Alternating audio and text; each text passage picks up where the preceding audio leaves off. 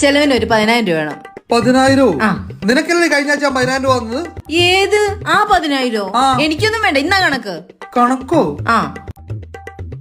അരി 1200, പച്ചക്കറി 600, DMAC 500, auto 70, പിന്നെ എന്നെ ചുമ്മാ ഉണ്ടാക്കോ?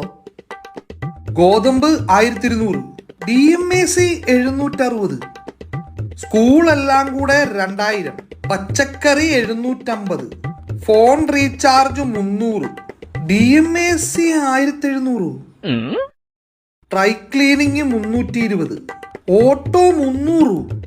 പിന്നെ ഞാൻ ഇതൊക്കെ നടന്നു പോയി വാങ്ങിച്ചോണ്ട് വരുമോ? DMAC 1600. എന്നതാടി DMAC?